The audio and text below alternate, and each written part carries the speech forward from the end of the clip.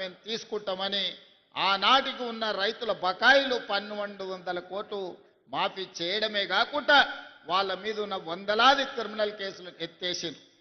అలా మొదలైన 2004 ఉచిత కరెంటు ఈనాడు 24 గంటలు కాంగ్రెస్ పరిపాలనలో అందిస్తున్నామంటే ఆ పేటెంట్ రైట్ మనది, మనం కొనసాగిస్తున్నాం.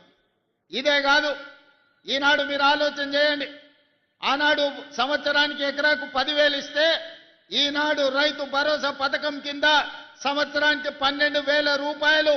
మొన్న జరిగిన రైతు భరోసా కార్యక్రమంలో 9 రోజుల్లో 1,50,00,000 ఎకరాలకు 9,000 కోట్ల రూపాయలు మీ ఖాతాలలో టకా టకా టకామని మీకు కనక వర్షం కురిపించి రైతు భరోసాలో భాగంగా 9,000 కోట్ల రూపాయలు 3 నెలల కింద రైతు భరోసా పథకంలో ఇచ్చినాం. రైతు రుణమాఫీ ఆనాటి ప్రభుత్వం 1,00,000 రూపాయలు రుణమాఫీ చేస్తా అని 4 విడతలని మిత్తి మేమే కడతామని అసలు మిత్తి తడిసి మోపెడై నెత్తి మీద అప్పై రైతు చేతిలోకి చిప్పొచ్చింది తప్ప రైతు రుణమాఫీ జరగలేదు. ఆయన గారు ఇచ్చింది అసలు కాదు కదా, వడ్డీకే సరిపోలే. కానీ మన ప్రభుత్వం అధికారులకు వచ్చిన వెంబడే ఇచ్చిన మాట ప్రకారం 25,35,000 మంది రైతులకు 20,614 కోట్ల రూపాయలు రైతు రుణమాఫీ 2 లక్షల రూపాయల వరకు చేసి ఇచ్చిన మాట నిలబెట్టుకున్న ప్రభుత్వం, రైతులను ఆదుకొని గుండెల్లో పెట్టి చూసుకున్న ప్రభుత్వం ఇందిరమ్మ రాజ్యం అని చెప్పి నేను ఈరోజు చెప్తున్నా.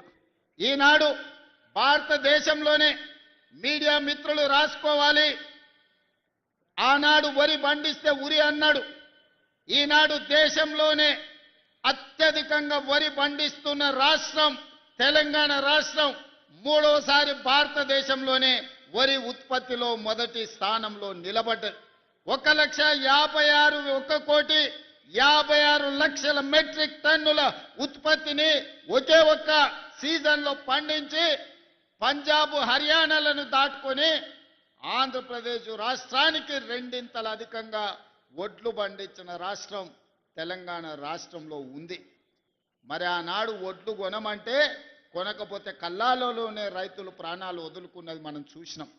పోలీసులతోని లాఠీ చార్జీలు చూసినాం. ఈనాడు కల్లోలంలో ఉన్న కల్లాలను ఈ ప్రభుత్వం ఆదుకొని రైతులు పండించిన ప్రతి గింజను ఈరోజు మనం కొనుగోలు చేసినాం.